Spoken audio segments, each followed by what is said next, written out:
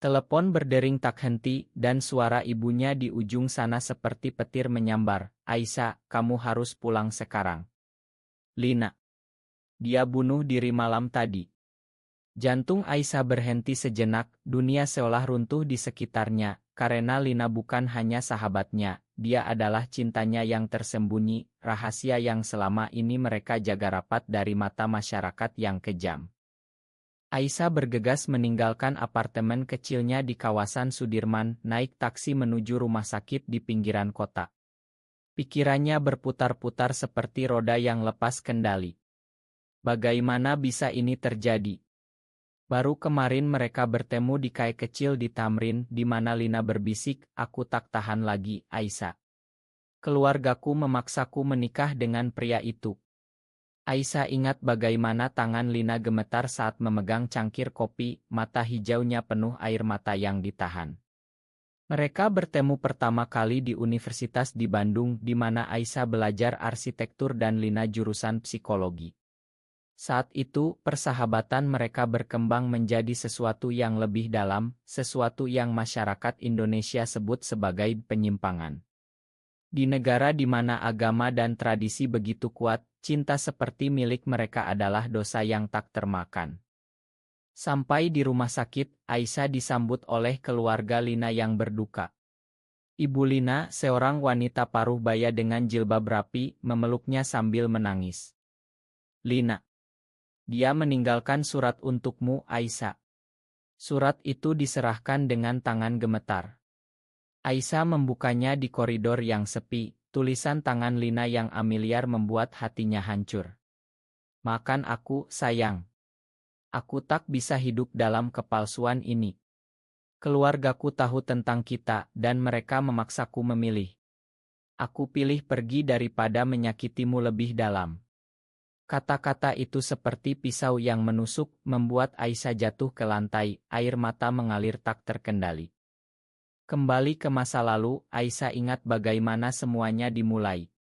Di Bandung, kota yang dingin dan romantis, mereka sering menghabiskan waktu di Taman Sari, berbagi mimpi tentang masa depan. Aisyah, anak tunggal dari keluarga konserati di Jakarta, selalu merasa berbeda. Dia tak pernah tertarik pada pria, tapi saat bertemu Lina, semuanya berubah. Lina, dengan senyumnya yang hangat dan rambut hitam panjang, membuat Aisyah merasa utuh untuk pertama kali. Mereka mulai dengan pelukan rahasia, ciuman curi-curi di balik pohon, tapi segera menyadari bahaya yang mengintai. Di Indonesia, di mana undang-undang anti-LGBT semakin ketat, cerita seperti milik mereka bisa berakhir dengan pengucilan atau bahkan kekerasan. Aisyah pulang ke rumah orang tuanya di Menteng, di mana ayahnya, seorang pengusaha sukses, dan ibunya, guru sekolah, menunggu dengan wajah tegang. Apa yang terjadi dengan Lina? Tanya ayahnya langsung. Aisyah berbohong, mengatakan Lina depresi karena tekanan kuliah. Tapi dalam hati, dia tahu kebenaran akan terungkap suatu saat. Malam itu, Aisyah tak bisa tidur, memutar ulang kenangan. Lina pernah bilang, kita harus kuat, Aisyah. Masyarakat ini tak mengerti, tapi cinta kita nyata. Tapi sekarang, Lina pergi, meninggalkan Aisyah dengan lubang di dada. Keesokan harinya, Aisyah pergi ke pemakaman Lina di pemakaman umum di Jakarta Selatan. Hujan deras mengguyur, seolah langit ikut menangis. Di sana, dia bertemu dengan Rina, adik Lina, yang diam-diam tahu tentang hubungan mereka.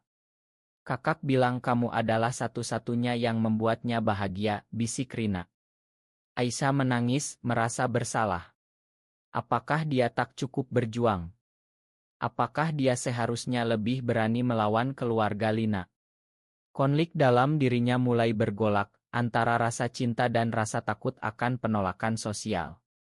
Sementara itu, keluarga Aisyah mulai curiga.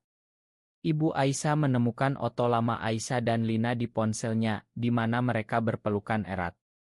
Ini apa, Aisyah? Kamu dan Lina terlalu dekat, katanya dengan nada curiga. Aisyah menyangkal, tapi benih keraguan sudah ditanam. Di Indonesia, di mana norma heteroseksual begitu dominan, Aisyah tahu bahwa mengakui orientasinya bisa berarti kehilangan segalanya, keluarga, pekerjaan, bahkan teman-teman.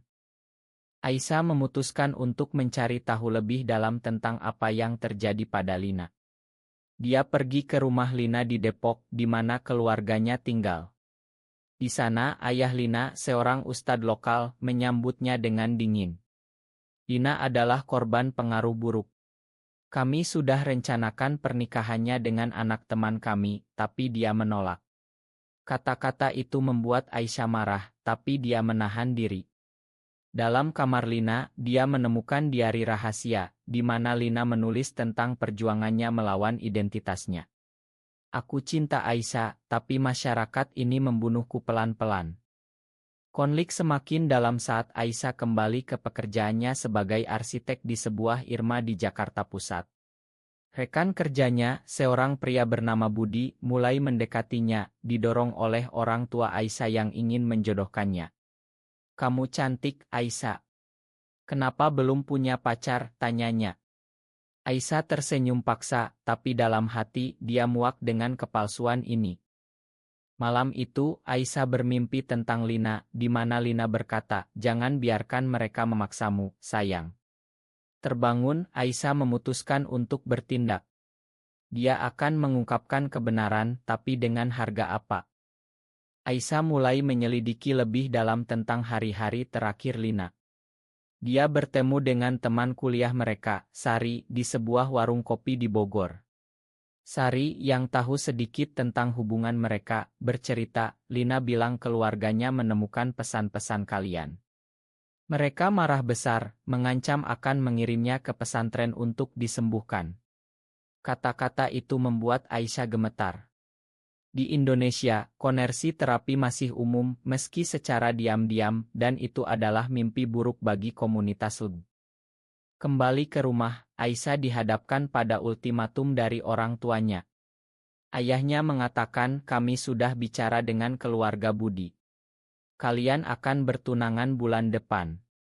Aisyah terkejut, tapi ayah, aku belum siap. Ibunya menambahkan, kamu sudah 25 tahun, Aisyah. Saatnya menikah, punya anak, seperti orang normal. Kata normal itu menyakitkan seperti cambuk. Aisyah tahu, jika dia menolak, mereka akan curiga lebih dalam. Dalam kesendiriannya, Aisyah merenungkan konflik internalnya. Dia mencintai keluarganya, tapi dia juga mencintai dirinya sendiri. Mengapa harus memilih? Di masyarakat Indonesia yang patriarkal, perempuan seperti dia sering dipaksa ke dalam peran tradisional. Lina pernah bilang, kita bukan penyakit, Aisyah. Kita hanya manusia yang mencinta. Tapi sekarang, tanpa Lina, Aisyah merasa sendirian melawan dunia. Aisyah memutuskan untuk bergabung dengan komunitas LGBTQ rahasia di Jakarta melalui aplikasi anonim. Di sana, dia bertemu dengan Maya, seorang aktivis yang lebih berani. Maya, dengan rambut pendek dan tato kecil di pergelangan tangan, bercerita tentang pengalamannya. Aku pernah dipaksa menikah, tapi aku kabur. Sekarang aku hidup bebas, meski harus sembunyi. Pertemuan itu memberi Aisyah harapan, tapi juga ketakutan. Apakah dia siap membayar harganya? Sementara itu, Budi semakin agresi. Dia mengajak Aisyah makan malam di restoran mewah di Stib. Di sana, dia berkata, aku suka kamu, Aisyah. Kita cocok. Aisyah menolak halus, tapi Budi memaksa, orang tuamu setuju. Jangan buat mereka kecewa. Pulang, Aisyah menangis, merasa terjebak. Keesokan harinya, Aisyah menemukan bukti bahwa keluarga Lina telah memaksanya ke psikolog untuk mengobati orientasinya. Dalam diari Lina ada catatan tentang sesi itu, mereka bilang aku sakit. Tapi aku tahu, cinta ini bukan penyakit. Aisyah marah, memutuskan untuk konfrontasi dengan ayah Lina. Di masjid lokal, dia bertemu dengannya. Mengapa Bapak lakukan ini pada Lina? Tanyanya. Ayah Lina menjawab dingin, itu untuk kebaikannya. Agama kita tak inginkan itu. Konflik memuncak saat orang tua Aisyah menemukan bukti hubungannya dengan Lina.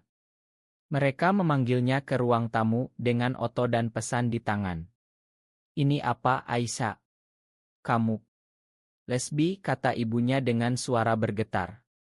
Ayahnya marah, kamu bawa malu keluarga. Aisyah menangis, tapi untuk pertama kali dia tak menyangkal. Ya, aku cinta Lina. Dan itu tak salah. Mereka memaksanya ke psikolog yang sama. Di sesi itu, psikolog berkata, ini bisa disembuhkan dengan doa dan terapi. Aisyah menolak, ini bukan penyakit. Tapi tekanan semakin berat. Maya menghubunginya, menawarkan tempat tinggal. Aisyah ragu antara loyalitas keluarga dan kebebasan. Di akhir ile ini, Aisyah membuat keputusan berani, dia akan kabur. Tapi sebelum itu, dia bertemu Budi lagi untuk menolaknya langsung. Aku tak bisa, Budi. Aku tak suka pria. Budi terkejut, apa? Kamu? Aisyah pergi, meninggalkannya bingung. Aisyah pindah ke apartemen kecil di Kemang, dibantu Maya. Di sana, dia mulai membangun hidup baru, tapi bayang-bayang masa lalu masih menghantui. Maya menjadi teman dekat, dan perlahan perasaan baru muncul. Kamu kuat, Aisyah, kata Maya suatu malam saat mereka duduk di balkon. Aisyah tersenyum, tapi hati masih sakit karena Lina. Keluarga Aisyah tak berhenti mencari. Mereka menelepon terus-menerus, bahkan mengirim polisi untuk memeriksa. Di Indonesia, di mana keluarga adalah segalanya, kabur seperti ini dianggap pengkhianatan. Ayah Aisyah sakit karena stres, membuat Aisyah merasa bersalah. Apakah pilihannya benar? Sementara itu, Maya mengajak Aisyah ke pertemuan komunitas di tempat rahasia. Di sana, Aisyah mendengar cerita orang lain, seorang wanita yang diusir keluarga, pria yang dipukuli karena orientasinya. Itu membuka matanya pada realitas masyarakat Indonesia yang diskriminasi. Kita harus berjuang, kata Maya. Tapi konflik baru muncul saat mantan teman Aisyah, yang tahu rahasianya, mengkhianatinya. Dia memberitahu keluarga Aisyah tentang tempat tinggal barunya. Malam itu orang tua Aisyah datang memohon. Pulanglah, Aisyah. Kami bisa bantu kamu sembuh. Aisyah menolak, aku tak perlu sembuh, Bu. Aku baik-baik saja. Ibunya menangis, kamu hancurkan keluarga kita. Aisyah merasa terpecah. Di satu sisi, dia mencintai keluarganya, di sisi lain, dia tak bisa hidup dalam kepalsuan. Maya mendukungnya, kamu harus pilih dirimu sendiri. Tapi saat Maya mendekat lebih intim, Aisyah mundur. Aku masih mencintai Lina, katanya. Keesokan harinya, Aisyah mendapat berita bahwa Budi menyebarkan rumor tentangnya di kantor lama.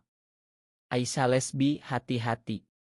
Itu membuatnya kehilangan pekerjaan. Di Indonesia, diskriminasi seperti ini umum meski tak resmi. Aisyah depresi, tapi Maya membantunya mencari pekerjaan baru di Irma Progresi.